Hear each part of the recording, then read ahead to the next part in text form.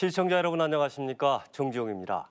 KBC 광주방송은 신년을 맞이해서 우리나라 주요 인사와 함께 현안을 살펴보고 나아갈 방향을 전망해보는 특별 대담을 진행하고 있습니다.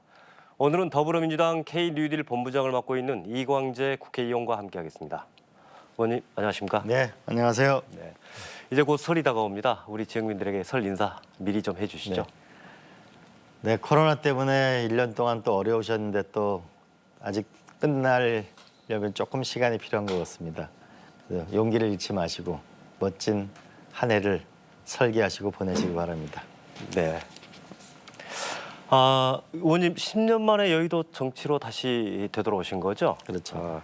역시 그 국가 정책 설계는 이광재다라는 평가가 많은데요. 지난 10년간 공백이 느껴지지 않을 만큼 이렇게 인상을 주는 비결은 어디 있나요? 좀 과찬인데요. 제가 이제 일찍 어렸을 때 이제 김대중 총재님을 뵌 거죠. 근데 그분을 보니까 이제 수첩을 이렇게 반으로 접어서 쓰시는데 그리고 거기에 보면 깨알같이 국가 정책에 대한 메모가 있고 맨 뒤에 보면은 주요 인물들의 리스트가 있어요. 요즘 수첩이 없을 때니까. 네. 그런 걸 보면서 많이 배운 게 있었고 노무현 대통령하고 일을 하면서는 노무현 대통령 딱 한 가지 스스로 연설문을 쓸 수 없는 사람은 지도자가 될 수 없다.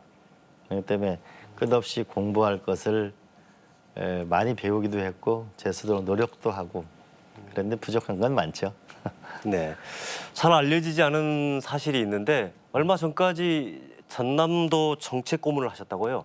어떤 네네. 계기로 그런 일을 맡게 되셨는가요? 김영록 지사님이 청와대 아마 가셔서 이 전라남도에 좀 정책 자문할 사람이 누가 됐으면 좋겠냐라고 아마 했는데 저를 추천하신가 봐요. 제가 원주에서 중고등학교를 다녔는데요. 그 당시에 원주 완 제야의 메카였거든요. 그래서 제가 80년 광주에 와보지 못한 게 내 마음의 짐이 됐었는데 그래서 대학교 입학 시험 치르고 12월 24일 날 여기 광주를 왔었어요. 친구들이랑. 그래서 저 조선대학교, 전남대학교 이때 갔던 부채의식이 있고 또 광주가 노무현 대통령을 뽑아준 그 열광의 감동도 있고 또 강원도가 또 못 살잖아요. 그런 제안이 있어서 제가 흔쾌히 고문에 응했고 그래서 전남은 꽤 여러 군데 가봤습니다. 그럼 예전에 이제 이미 고등학교 때 광주를 찾아오셨다는 말씀이네요. 네, 82년 12월 26일. 네, 그때 왔을 때는 정말 참담했을 때죠. 네, 그때의 그 느낌은 정말 지울 수가 없고 그러다 보니까 92년 김대중 대통령 후보 시절에 거기 기획실에 있었거든요. 이제 그때 김영삼 후보와 대통령 마지막 날이었는데 11시 반 조금 넘으니까 경상도에서 김영삼 후보 몰표가 나왔어요. 그러니까 이제 호남 분들이 기획실로 전화 와서 막 우는 거예요. 무슨 선거 이런 선거가 다 있냐. 애를 많이 낳는 수밖에 없다. 그때 제가 굉장히 많이 또 한 번의 가슴 아픈 느낌 이런 게 있었거든요. 그래서 제가 이제 부산에서 떨어진 노무현 국회의원을 대통령을 만들어야 되겠다고 결심하게 됐는데요.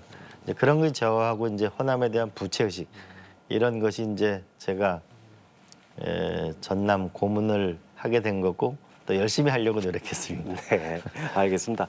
최근에 노무현이 옳았다라는 책을 출간을 하셨어요. 어떤 책인가요?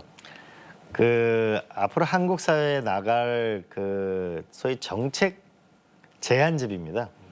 그러니까 제가 사면이 안 될 줄 알고 지난 총선에 적어도 한국 사회에는 이런 것이 논의될 필요가 있겠다라는 그런 문제의식을 만들기 위해서 만든 책이었습니다. 근데 분명한 것은 노무현 대통령이 꿈꿨던 거 어떻게 하면 미국, 중국, 일본, 러시아 이 강대국 사이에서 균형자를 가지면 살아남을 수 있을 거냐. 두 번째로는 이 지역 균형 발전을 모든 돈과 사람의 서울로 가는 여기서 어떻게 지역이 살게 할 거냐. 또 하나는 결국 이 경제력은 기술력에서 나오는데 이 기술의 한국을 어떻게 만들 거냐가 좀 핵심이었고 그 밑바닥에는 돈 없고 힘 없고 백 없는 사람도 인간답게 대접받고 살 수 있는 사람답게 사는 세상을 어떻게 만들 건가라는 그런 거에 대한 정책적인 저의 제안집이죠, 일종의. 네. 굉장히 묵직한 정책 화두인데요. 근데 책 제목이 이광재의 미래 전략 이게 아니라 왜 노무현을 택했는가요? 저는 민주당사에 가면은 김대중 대통령, 노무현 대통령 사진이 걸려 있거든요. 그러니까 한번 우리는 역사적 과제라는 게 절대 쉽게 끝나지 않는 것이 검찰 개혁 하나만 보더라도 김대중 대통령이 과거에 사형 선고도 받았잖아요. 노무현 대통령은 굉장히 정말 불행한 현대사에 정말 아픈 일이 있었고요. 근데 공수처 하나 만드는데 26년 걸렸습니다. 그러니까 71년도에 김대중 후보가 장충당 유세에서 그때 한 게 남북 문제였거든요. 그리고 햇볕 정책이었고 노무현 대통령의 균형자론이었고 평화론이었는데 아직도 이 문제는 해결이 안 되고 있는 거죠. 그래서 노무현 대통령이 냈던 그 시대적 과제를 저도 풀고 이 동시대 사람들이 함께 풀어나가자라는 그런 의미에서 우리는 강물은 바다로 가는 걸 멈추지 않는다. 포기하지 않는다. 그 목표를 향해서 함께 나가자. 이런 뜻이죠. 네. 의원님과 노무현 대통령의 인연은 각별한 걸로 이미 널리 좀 알려져 있지 않습니까? 그렇죠. 이 시점에서 노무현 대통령님을 다시 소환한 이유가 궁금해요. 한편으로는 이제 그 노무현 대통령을 다시 제가 거론하는 것 자체가 좀 죄송스럽습니다. 네. 또 한편으로는 우리 시대가 지금 노무현 대통령이 균형자론을 얘기하실 때보다 지금 중국은 훨씬 더 성장했습니다. 그래서 미중 관계 이 갈등의 파고에 살아남는 우리의 지혜는 더욱 절실하죠.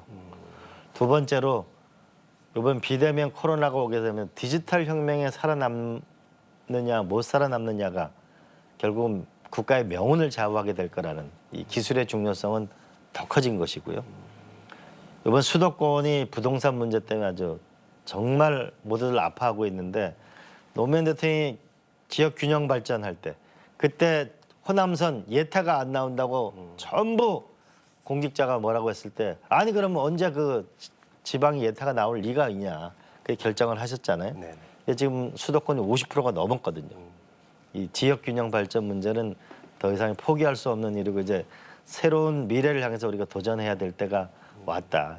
절체절명의 시간이 어떻게 왔기 때문에 우리는 이 과제에 도전해야 한다. 이런 생각이었었죠. 네. 주요 현안에 대해서 앞으로 좀 살펴보겠습니다. 노무현 대통령님은 야당은 적응이 아니다. 이 말로 굉장히 유명하게 알려져 있는데요. 지금 현재는 여야의 갈등이 상당히 좀 깊이 패여 있습니다. 이거 어떻게 좀 봐야 될까요?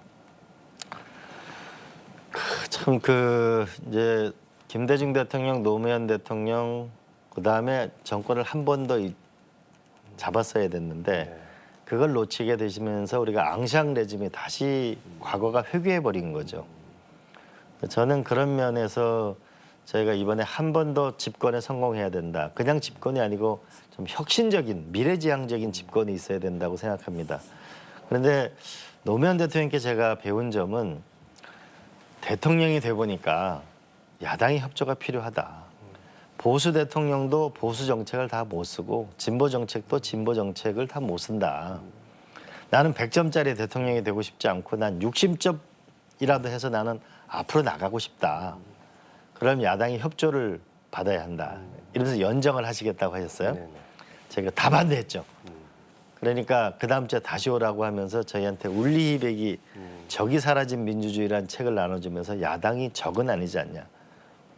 당파성은 유지하더라도 하나 주기 하나 받기를 해가지고 앞으로 나가자라는 그 말씀을 하셨는데 저는 확고한 우리가 가야 될 길을 진보와 혁신의 길을 갈 필요가 있다. 그러나 또 한편으로는 우리가 타협할 일은 타협을 하면서 앞으로 가는 것이 대한민국의 미래이지 않을까. 이렇게 링컨 대통령이 분열된 땅 위에서는 집을 지을 수가 없다고 그랬거든요. 이 분열된 나라를 우리가 하나로 만들기 위해서 노력해야 될 거 아닌가 싶습니다. 네, 국민 통합이 중요하다 이런 말씀이신 것 같은데요. 그렇죠. 최근 이낙연 대표가 연초에 말씀하셨던 두 전직 대통령에 대한 사면 이것도 국민 통합을 위한 하나의 방안이 될 수 있을까요? 저는 사면을 너무 이뤘다라고 생각하는데요. 우리 전두환 대통령 사면했는데 전두환 대통령이 뭐 광주에 와서 재판을 받는 태도를 보면서 우리 국민들이 이렇게 쉽게 납득하지 못할 거라고 봐집니다. 그리고 어떻게 보면은 우리가 지금 통합이 필요한 거는 전직 대통령과의 통합이 아니고 국민 통합이 저는 필요한 거라고 보거든요. 그런 면에서 저는 본다면 그 문제는 매우 신중하게 생각할 문제고 국민의 동의가 중요한 문제라고 보고요. 오히려 더 본질적으로 저는 생각해 보면은 이제 앞으로 대통령은 그 최종 중재자가 될 필요가 있겠다고 봐집니다. 그래서 그 이제 대통령은 대통령의 과제와 남북 문제에 좀 집중하시고 그리고 총리는 국회에서 복수를 추천하면 그중에 한 명을 임명해서 이제 대통령이 좀 더 초당적으로 운영할 필요가 있지 않겠는가. 그다음에 또 하나는 이제 대통령실에 인사위원회가 검증위원회가 있잖아요. 그러니까 장관 한 사람을 잘못 임명하면 정말 대통령이 심대한 타격을 받는 이제 이걸 없애야 한다. 그러면 총리실과 제3의 기구에 이 인사검증위원회를 둬야 된다. 그렇게 해서 복수로 추천을 하게 되면 대통령이 임명하게 되면 대통령의 상처를 덜 받아야 우리나라가 훨씬 더 안정될 수 있다고 생각합니다. 그래서 대통령이 이제 정쟁의 한 당사자가 되는 것이 아니고 국가를 통합할 수 있는 지위에 놓으려면 대통령의 권력을 조금 내려놓고 그리고 결국 야당과 협조해서 대한민국 전체의 인재를 쓸 수 있도록 이 지역 저 지역이 아니고 어느 당 상관없이 최고의 사람 인류를 쓸 수 있는 그런 대통령이 돼야 우리가 불행한 역사도 끝나고 그런 큰 틀을 마련하면서 좀 새로운 국민 통합을 향해 나아갔으면 좋았을 텐데 조금 아쉽습니다. 네. 국민 통합을 위해서는 정치권의 협력, 협조가 무엇보다도 절실할 텐데요. 민주당이 어찌됐건 지난 총선에서 압승을 거뒀고 174석이라는 큰 의석을 차지하고 그렇습니다. 있습니다. 이제 국민들의 기대, 우려 상존하고 있는데요. 민주당의 길 어떤 길을 가야 될까요? 제가 유럽에 갔을 때 큰 인상을 받은 게요. 그 당사에 이렇게 써 있더라고요. 정치의 본질은 나와 내 이웃의 아픈 문제를 해결하는 것이다. 그럼 도대체 나와 내 이웃의 가장 아픈 문제가 무엇일까요? 결국은 하나는 경제 생활을 하는 거고 하나는 내 자식이 나보다 더 나은 인생을 살 수 있다면 모든 것을 바칠 수 있는 건데 저는 그것이 교육이라고 보고 한 인간이 노후 가난이 가장 불행한 거잖아요. 결국은 경제와 민생이라는 것이 저는 적어도 60 이상이어야 된다. 그리고 미국, 중국, 일본, 러시아 사람은 결국은 이 나라의 힘이라고 하는 게 결국은 제일 중요한 문제인데 이것을 적어도 경제와 국력이라는 걸 7, 80을 정도를 보고 그리고 또 한편은 우리가 사회적으로 중요한 가치에 도전해야 된다고 보거든요. 그래서 제가 이렇게 얘기하죠. 그 당이 여러 당이 있는데 제일 중요한 당이 한 당이 식당이 있다. 먹고 사는 거. 두 번째는 서당이 있는데 애들 공부시키는 거. 세 번째는 경로당이 있는데 노인 복지를 하는 거라고 생각하는데 저는 민생에 좀 더 집중적인 노력을 기울이는 거. 그러나 또 한편으로는 일종의 의리론인데요. 정의가 있어야 되잖아요. 그리고 이익이 있어야 되잖아요. 우리가 배고픈 건 참아도 배 아픈 건 못 참는다 그러잖아요. 우리 사회에 공정함을 바라는 국민들의 마음이 있거든요. 이거와 또한 사흘 굶어서 옆집을 담을 넘겨보지 않는 사람이 없다고 그러잖아요. 냉자가 항산이 없으면 항심이 없다고 그래요. 그래서 이익이 있어야 되는 거. 이런 것을 좀 깊이 생각하고 국민과 더불어 좀 사는 그런 민주당이 됐으면 좋겠어요. 네, 알겠습니다. 정부의 정책에 대해서도 몇 가지 좀 살펴보겠습니다. 이번 정부의 가장 큰 핵심 정책 중에 하나가 검찰 개혁입니다. 최근에 수사권 조정과 함께 이제 공수처도 이제 공식 출범했지 않습니까? 현재까지 정부의 검찰 개혁 성과 어떻게 평가를 하고 계신가요? 검찰 개혁 우리 그 김대중 대통령도 80년대에 정말 참혹한 일을 당했잖아요. 네.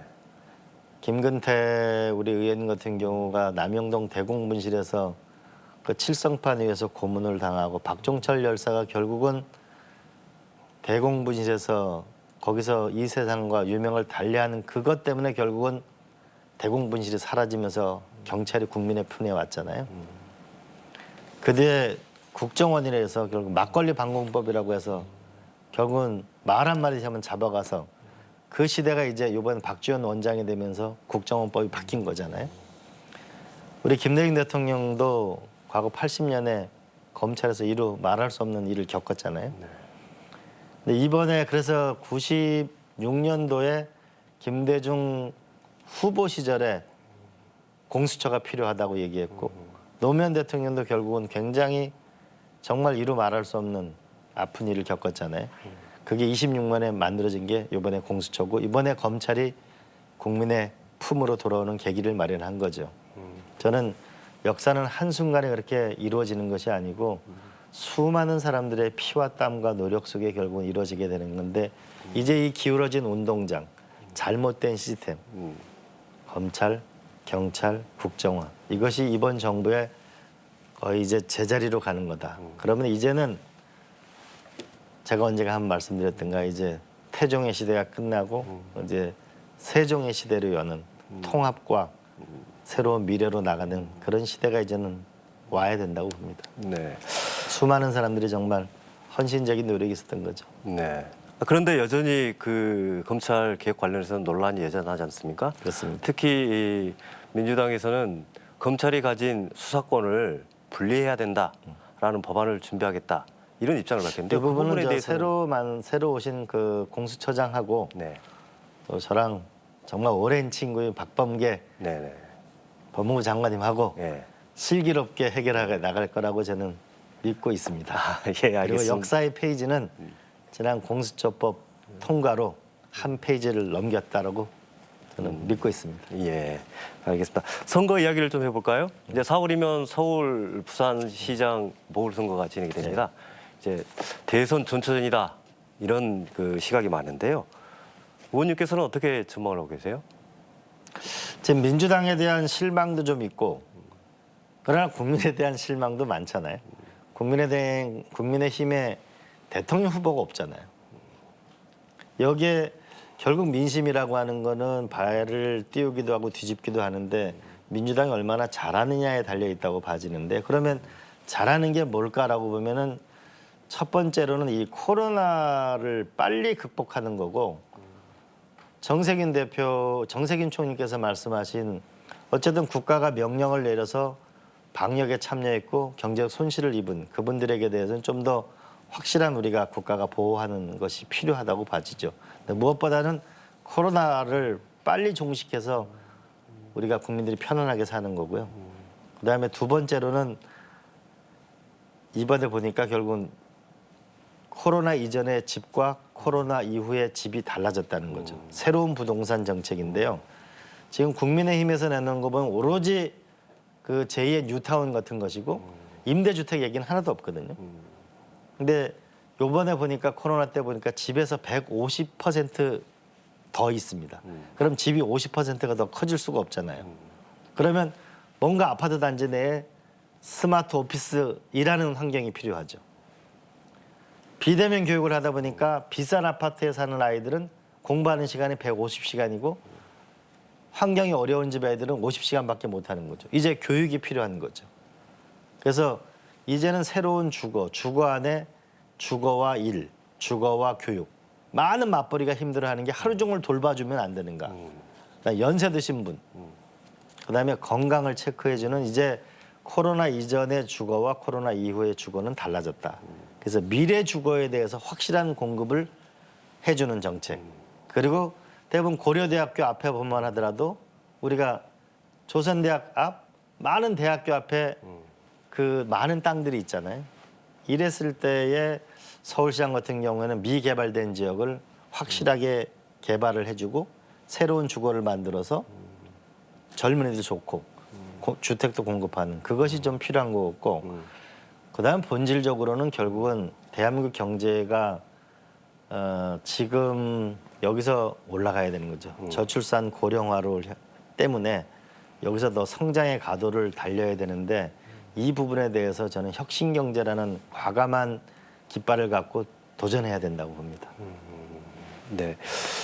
이제 그런데 최근 민주당 지지세를 보면 또 그것도 아니거든요. 오르락 내리락 그렇죠. 혼조세를 보이고 네. 있는데 그런 측면에서 최근의 국정 지지도와 민주당의 지지율 어떻게 좀 분석을 하고 계세요?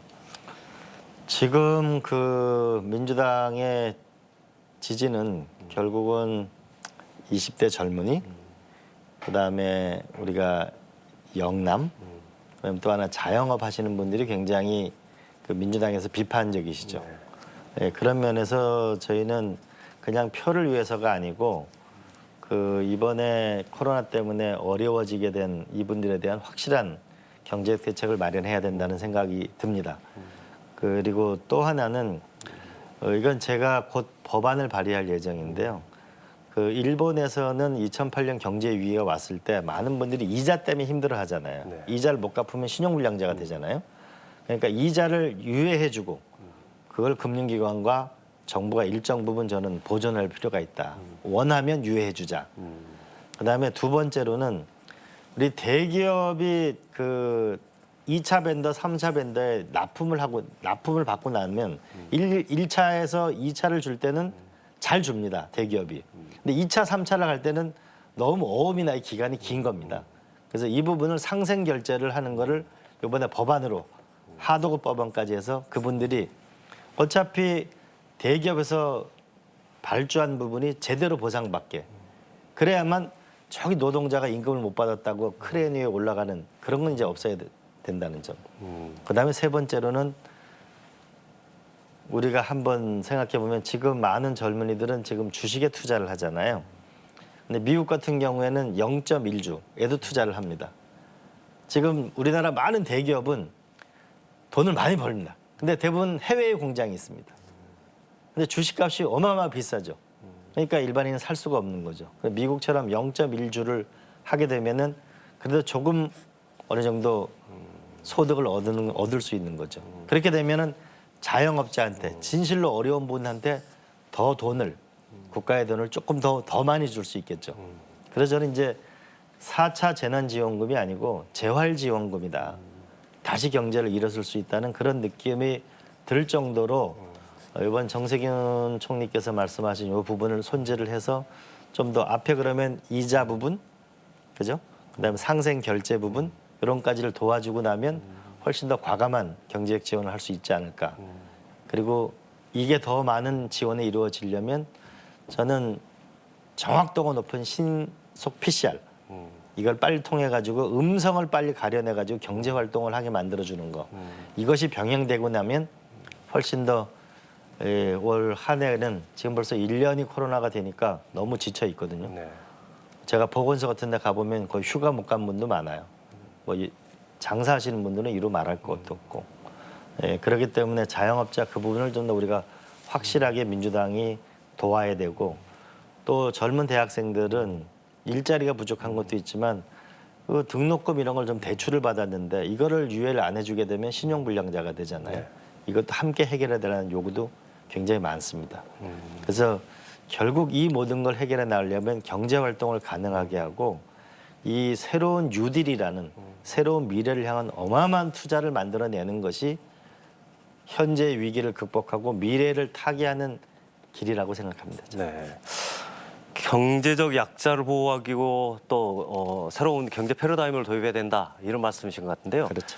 이제 불행하게도 이제 코로나19 때문에 많은 자영업자들과 소상공인들이 어려움을 겪고 있어요. 특히 포스트 코로나 시대에 가장 그 부각되는 문제가 아마 부의 양극화 그렇습니다. 이 문제가 아닌가 싶은데요. 네네. 최근에 이익공유제라든지 손실보전법 이 부분에 대해서도 정치권의 논란이 좀 뜨겁지 않습니까? 예. 의원님 생각 어떠신가요? 저는 조금 전에 말씀드렸지만은 그 결국은 국가는 국민이 있어야 국가가 존재하는 것이죠. 그래서 국민이 어려우게 되면 이분에서 과감한 우리가 투입을 해야 되는 거죠. 네. 그러나 또 국가의 살림은 생각을 해야 되는 거죠. 그럼 그거를 줄이려면 한편으로는 국가의 투입을 줄이고 한편으로는 제대로 돈을 주려면 음성 환자를 빨리 신속 PCR을 통해 정확한 신속 PCR을 통해 가지고 음성 환자를 경제 활동을 하게 만드는 것이 중요하고요. 네네.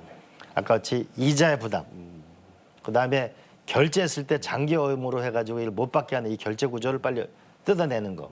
그리고 손실 보상에 대해서 조금 이제 재활지원금 이런 이름으로 좀 더 규모 있게 지원하는 것. 그렇게 되면은 서민도 살고 한국 경제의 재정 건전성도 유지하면서 미래를 준비할 수 있다고 생각합니다. 네. 이경재 의원님과 우리나라 주요 현안에 대해서 몇 가지 살펴봤습니다. 이 의원님이 지금 민주당에서 맡고 있는 K-뉴딜 위원회 관련해서 좀 묻지요. 지금 총괄 본부장을 맡고 계시는 거죠? 네네. 이 문재인 정부의 가장 큰 국가 프로젝트가 한국형 뉴딜인데요. 네네. 이 프로젝트를 처음 의원님께서 제안을 하셨다고요?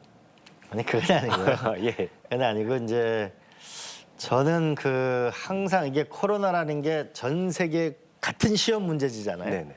이 시험 문제를 먼저 푸는 민족이 나는 세계 문명을 주도하게 될 거라는 확신을 갖고 있습니다. 네. 저는 한국한테 기회가 없다. 왜냐하면은 우리가 이제 여태까지 수많은 선진국이라고 봤던 나라에서 여태까지 모방을 했지만 이제 모방만을 해서는 안 되고 우리의 길을 가야 된다.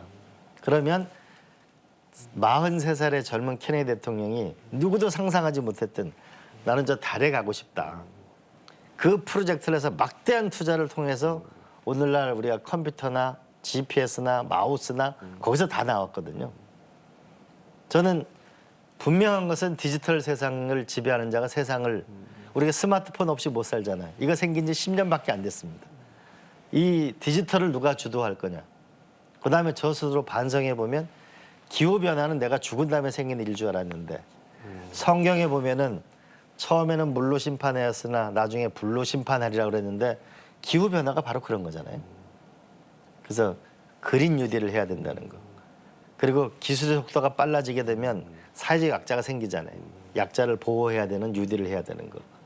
그리고 지역 균형 뉴딜을 해야 되는 이 기본을 개념을 만드는 데는 제가 조금 기여한 거는 있고 그래서 미래를 향한 과감한 투자.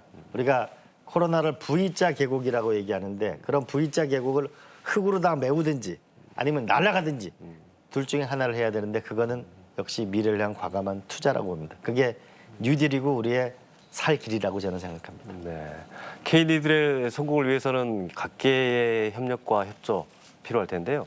우리 지역의 역할도 분명히 있을 거예요. 어떻게 볼지. 제일 중요한 건 결국 이제 기업의 역할이 제일 중요한데요. 그래서 당정청 정부와 민간이 좀 있으면 이제 대한상공회에서 회장으로 혹시 최태원 회장이나 이런 분이 회장으로 선출되시면 재계가 전체로 정비가 돼서 이제 민간이 참여하는 게 중요하겠고요. 두 번째로는 지역에서 성공 사례가 나와야 되는 거죠. 과거 우리 중화학공업 때 보면은 포항은 제철, 네. 울산은 조선, 창원은 기계, 여수는 석유화학이었잖아요. 그러면 우리 이곳 광주 전남에서도 성공을 만들어내야 된다. 그게 무엇일까? 제가 연구를 많이 해봤는데 네. 결국 앞으로 전개 시대가 온다. 그러면 서남해안 해상풍력이라는 거대한 국가 프로젝트를 성공시킨다.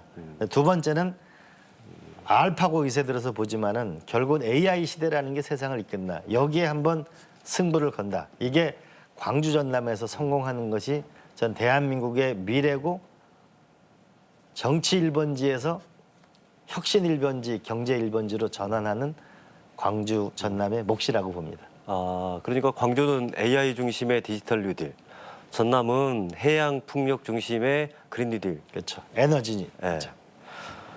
이 지금 현재 광주 전남이 적극적으로 좀 추진을 하고 있지 않습니까? 네네. 그럼 잘 되리라고 좀. 지금 이렇게 되겠습니다. 그 앞 보시면요. 앞으로 전기의 시대가 오는 거를 쉽게 예측할 수 있는 게 앞으로 그 현재 2040년이 되게 되면 여기 보면 2050년이 되면 에어컨만 45억 대가 나옵니다. 네. 앞으로 25억 명이 도시로 나오게 되거든요. 전기를 점점 더 쓰죠. 우리 집안에 보면은 점점 더 콘센트가 많아지는 거 알 수 있죠. 전기의 시대가 오는데 이제 석탄 발전을 떼가지고는 기후 변화를 못 이기는 거죠. 근데 서남해안 해상풍력에 여기에 보면 우리가 영국이 8기가짜리니까 쉽게 얘기하면 원자력 8개가 풍력으로 만듭니다. 무려 50%를 생산하는데요. 저희가 서남해안 해상풍력에 무려 48조 원이라는 아마 대한민국 생기고 나서 아마 최대 프로젝트를 가능성이 있습니다. 여기에 투자를 해내는 거죠. 그러면 우리가 한전이 있지 않습니까? 그럼 한전과 더불어서 함께 참여를 하고 그렇게 되면 여기에 만드는 전기를 전 세계 인류 기업은 이제 신재생 에너지에서만 생산된 것을 구매하겠다고 합니다. 그걸 아리백이라고 하는데 아리백 전용 단지를 만들어서 기업을 유치하는 거고요. 그리고 또 하나는 솔라 시도를 가보니까 이제 돈을 1억 원을 맡기면은 1년에 태양광을 유지해가지고 60만 원씩 그러면 굉장한 거잖아요. 그래서 외부에 있는 사람들을 전문가를 끌어모아서 산업으로 만드는 것. 이것이 이제 하나라고 보면 되겠습니다. 네. 그러면 우리 여기 한전이 있잖아요. 그러면 한전이 돈을 내서 투자를 해가지고 앞으로 전기와 관련된 수많은 사업이 있잖아요. 우리가 형광등, 우리가 에디슨이라는 게 처음 이 전구를 만든 거잖아요.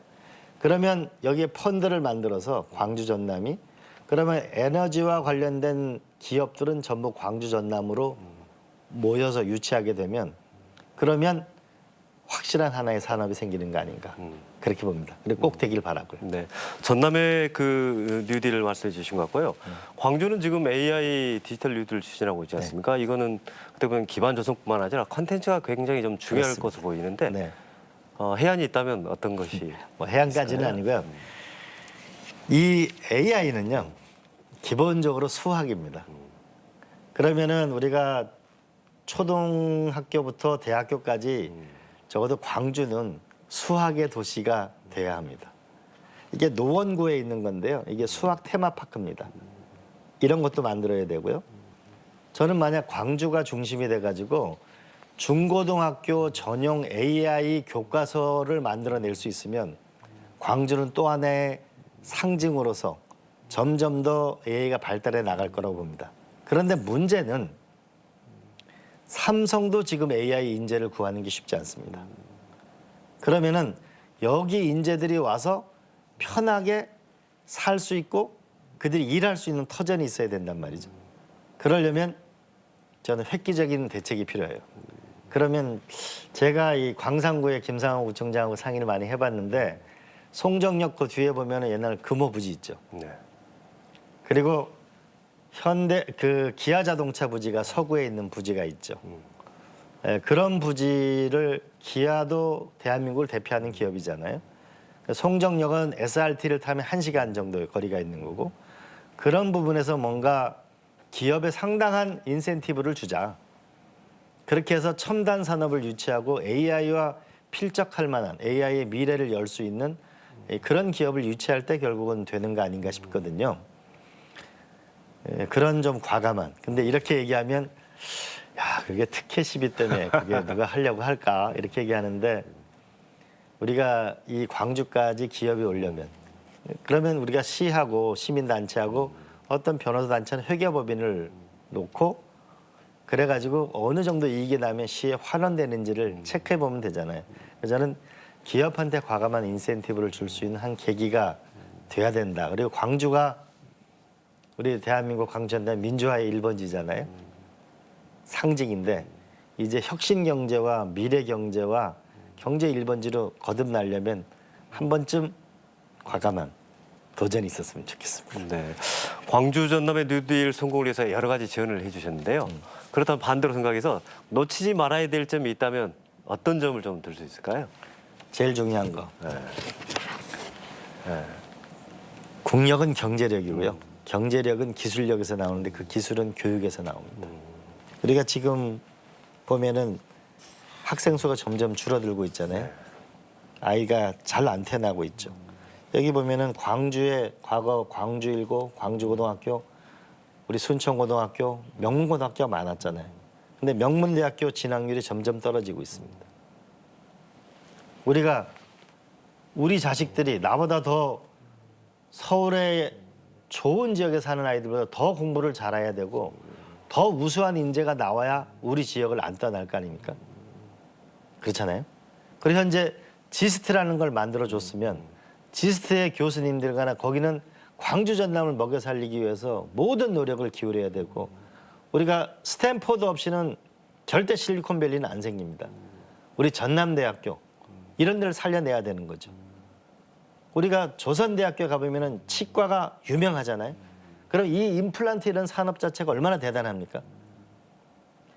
조선대학교 치과를 키워서 임플란트 산업을 만들어내는 거. 우리가 호남대학교가 식품영양학과가 세면 거기를 집중적으로 키워가지고 자영업에 원주가 여기 광주가 그냥 음식이 맛있는 게 아니고 과학적으로도 의미가 있는 거. 그런 걸 할 때 일자리가 생기고 젊은이가 여기에 머물게 되고 그리고 외국 사람들이 와서도 살기 편한 저는 교육이 제일 중요한 문제라고. 네. 어떻게 보면 방금 말씀해 주신 것은 수도권 집중화의 원인과 결과가 아닌가 그렇습니다. 싶은데요. 그렇다면 지역 균형 발전이 굉장히 중요한 정책 아젠다일 텐데 그렇습니다. 이것을 해결할 수 있는 방안이 지역 균형 뉴딜인가요? 그렇습니다. 어떤 측면에서 그런가요? 저는 이렇게 보죠. 지금도 보면은 광주에서도 봉선동에 있는 아파트가 제일 비싸잖아요. 교육 특구고 학교 환경이 좋으니까. 네. 그래서 저는 문 대통령한테 건의드렸던 게 이런 겁니다. 자, 이제 이 수도권에서 1년에 50만 명이 귀농 귀촌을 합니다. 그런데 강원도도 그렇고 여기 호남도 마찬가지일 겁니다. 혼자 와가지고 땅 사고 그 옆에다가 측량해가지고 울타리부터 치니까 동네 사람하고 싸움부터 나죠. 네. 그게 아니고 KTX를 더 빠르게 연결해야 된다. 그리고 나서는 이제 미래의 주거를 줘야 되는 거예요. 우리가 전남에 와도 광주 어느 곳에 와도 그 아파트 단지에 가면 일도 있고 교육도 있고 돌봄도 있고 건강도 있고 이런 미래형 주거 이 시스템을 제공해 줘야만 그래야만 서울에서 3일 살고 광주에서 사흘 살고 또는 서울에서 나흘 살다고 전남에서 3일 일하고 그러다가 나중에 시간이 지나면 여기서 산업의 일자리가 정착되면 여기서 사는 사회를 만들어주는 기본적으로 저는 이런 주택의 새로운 지금 여태까지는 없는 주거입니다.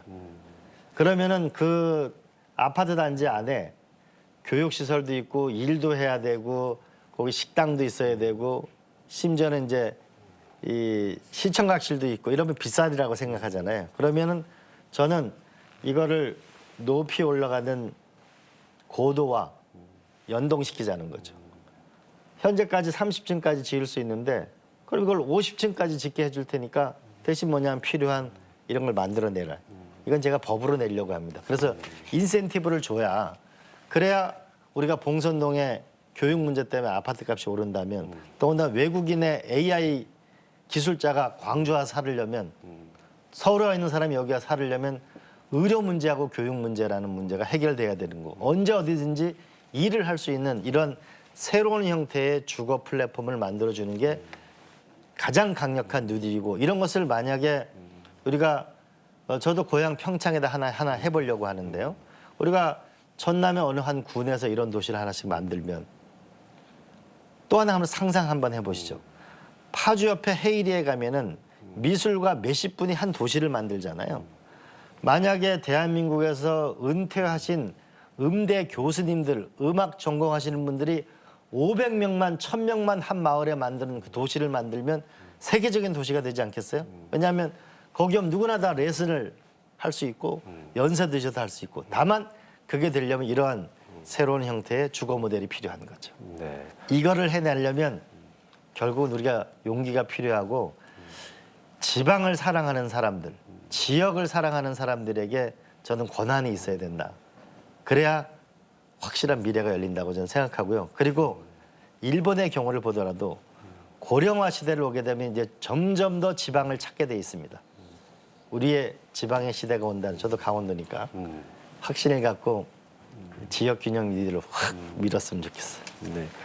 어떻게 보면 한국형 뉴딜은 큰 국가 프로젝트로 이해를 좀 하면 될 것 같은데요. 그렇죠. 지금 당장 급한 것은 일자리 문제, 네. 먹고 사는 문제가 아닌가 싶어요. 그렇습니다. 이 부분에 대한 의원님 혹시 대안이 있다면 어떤 건가요? 저는 제일 중요한 건 결국은 제가 이 네덜란드에 갔었는데요. 네. 이게 네덜란드가요. 농민 숫자가 6만 5천 농가인데 1년에 130조 원을 합니다.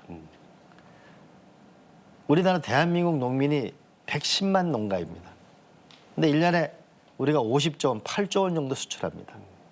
우리가 전라남도 농가보다 아니 네덜란드 농가보다 전라남도 농가가 더 많습니다. 근데 여기에는 이렇게 써 있더라고요. Today is knowledge, tomorrow is business. 지식이라는 거죠. 그럼 그 지식을 어떻게 만들어내느냐? 아까 말씀드렸듯이 이곳에 있는 초중고에 돈을 넣고 대학을 키우고 거기에 집중적인 인재를 만드는데 저는 가장 큰 노력을 해야 된다고 저는 생각하고 그래서 제가 그 김용록 지사님한테 우리도 여기 네덜란드에 3만 5천 명 사는 시골 마을입니다. 근데 여기에는 석박사가 많기 때문에 식품 하나로만 65조 원을 합니다.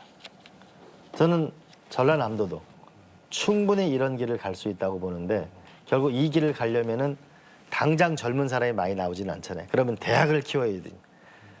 호나 우리가 조선대학교 치과를 대대적으로 키워야 치과 산업이 생기고 일자리가 생기는 거죠.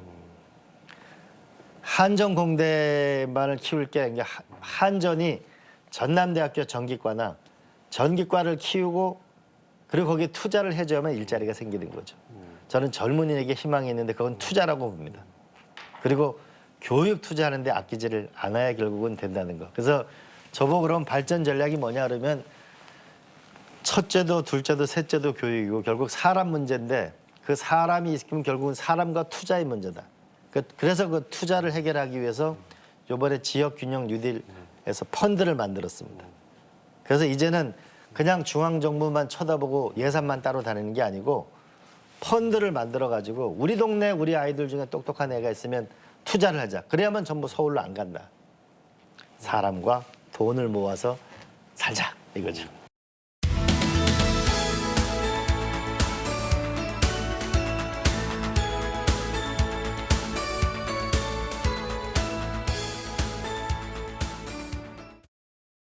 정치 가니까 정치 이야기로 한번 다시 더 돌아가 볼까요? 소저의 비전공. 그 문재인 정부가 이제 임기 후반기에 다다르고 있습니다. 이번 정부 평가를 하자면 어떻게 할 수 있을까요? 전체적으로 이 기울어진 운동장을 촛불 혁명 때문에 생긴 정부인데 기울어진 운동장을 이제 바로 잡으려고 이제 검찰 개혁 이걸로 거의 이제 한 고비를 넘긴 거라고 봅니다.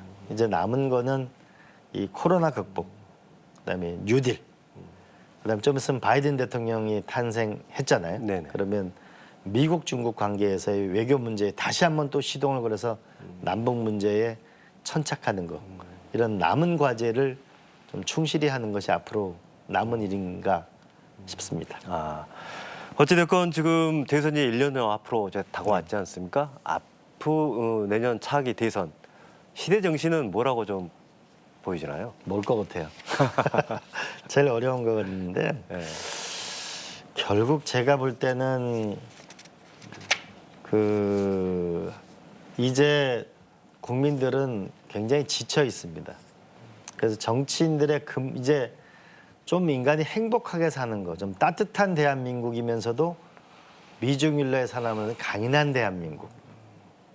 그러면 따뜻한 대한민국은 이제 GDP 자꾸 숫자로 얘기하지 말고 내 일자리, 소득, 교육, 의료, 문화, 건강 이걸 좀 지표로 만들어 가지고서 확실하게 국민의 삶을 보장해 주는 정치. 그다음 두 번째는 결국은 혁신 경제로 나가서 독일, 더 나가서 일본 정도의 국력을 이길 정도의 과감한 도전을 해내야만 우리의 미래가 있다는 경제에 대한 강력한 미래의 도전이겠죠. 그다음 세 번째는 외교력. 그래서 정말 우리가 국가가 흔들리면 국민은 더 흔들립니다. 우리가 국가의 경제력이 받쳐주니까 해외에 나와서 대접받잖아요. 그런 면에서 우리는 과감한 미래로 가는 혁신과 외교력 그리고 국민을 사랑하는 따뜻한 나라라고 보는데 모르겠어요. 차기 대선이 다가오면서 후보에 대한 관심이 굉장히 좀 많아지고 있어요. 이제 의원님께서도 민주당 내 3후보군 중에 한 분으로 주목을 받고 계시고요. 혹시 출마하시는 겁니까? 이건 정말 고민이 많은데요. 처음엔 저희 김경수 지사를 많이 생각했었는데 제 스스로 이제 많이 생각을 해봅니다. 솔직하게 말씀드리면. 근데 하나는 노무현 대통령께서 저렇게 비극적으로 우리 곁을 떠나셨는데 과연 내가 그만한 자격이 있는 건가라는 생각 하나 하고 두 번째로는 결국은 이 미중 관계에서 우리가 확실한 길을 열어야 되는데 제가 지난 한 15년 동안 중국이나 러시아나 일본의 지도자들을 만나왔는데 2차 세계대전 때 보면은 처칠 수상이 루즈벨트 대통령한테 쓴 편지가 800통입니다. 그들이 서로 가까웠기 때문에 2차 세계대전을 이겼다고 평가받습니다.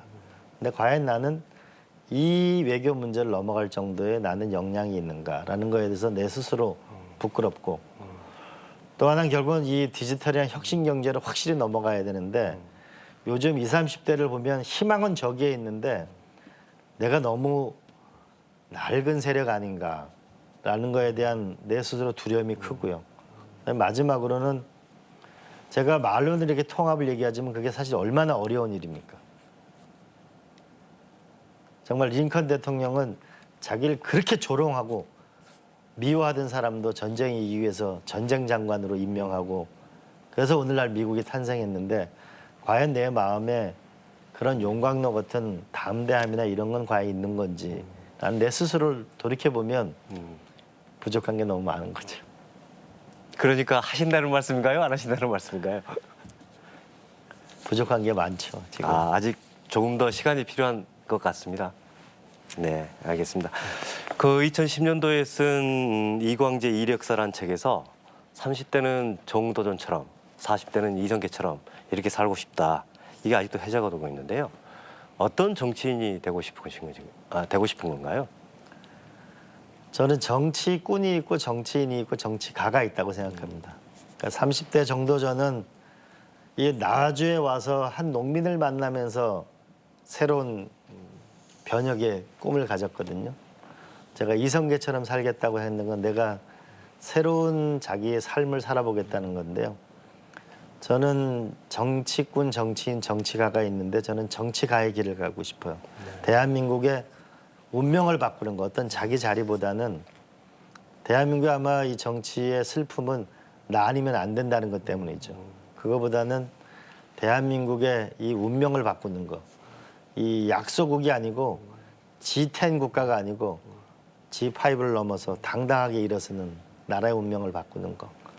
또 하나는 제가 어렸을 때 그 누나랑 같이 부잣집에 TV를 보러 갔다가 거기서 쫓겨나서 TV를 이제 아버지가 사고 동네 사람들하고 전부 모여서 그 봤던 여름 시절에 제가 느꼈던 두 가지.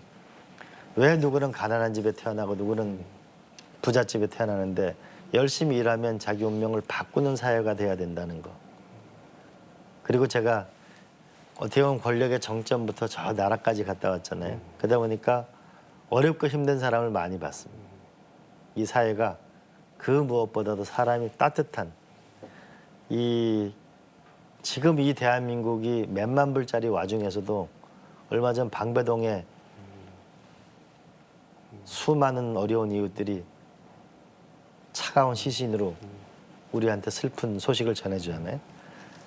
이 가난하고 힘없고 어려운 사람들이 국가라는 걸 믿고 견딜 수 있는 그런 것에 뭔가 최소한의 생각의 틀, 정책, 그리고 국가 설계.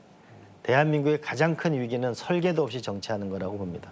그래서 저는 그런 것을 제 경험상 비교적 일단 많이 해보려고 기여하려고 하고 정치가의 길을 당장 내 어떤 지위보다는 꿈을 만드는 길을 가보고 싶은 네. 소망이죠. 네. 귀한 시간 내주셔서 감사합니다. 끝으로 우리 지역민들에게 인사말 부탁드리겠습니다. 네, 제가 말이 너무 많아요. 죄송하고요. 저는 광주 전남에 계신 우리 가족분들이 이제 정치 1번지라는 대한민국 민주주의의 산실이라는 큰 명예를 가지고 있습니다. 이제 다시 한번 우리가 도약을 해서 대한민국 혁신 경제의 미래 경제의 산실이라는 이 위대한 이정표를 하나 만들었으면 좋겠고요. 제 고향 강원도 평창이거든요. 근데 그 평창이라는 그 조그만 땅에서 우리가 동계올림픽을 한다고 해서 삼수를 도전하고 나서 평창이라는 곳에 전 세계인을 불러 모으고 거기에 우리가 14조 원을 투자하고 나니까 아직도 부족한 점이 있지만 달라지거든요. 여수 엑스포를 하고 나니까 달라지고 순천의 정원 박람회를 하고 나니까 달라지잖아요. 우리가 노력하면 달라질 수 있습니다. 그리고 오늘 제가 많이 만나보면 광주 전남이 경제가 어렵다고 합니다. 그러면 오늘이라고 하는 거는 어제 산 결과가 오늘입니다. 그러면 내일은 더 희망찬 내일을 만들고 싶으시면 우리가 오늘 살아왔던 방식을 바꾸고 도전하면 저는 반드시 미래가 이곳에 올 거라고 확신합니다. 힘내시고 올 한 해 복 많이 받으시기 바랍니다. 좋은 말씀 감사합니다. 네, 고맙습니다. KBC 특별대담 오늘은 이광재 국회의원을 만나봤습니다. 우리나라 미래를 위한 정책 제안 들어봤는데요. 앞으로도 활발한 의정 활동 기대하겠습니다. 시청해주신 여러분 고맙습니다.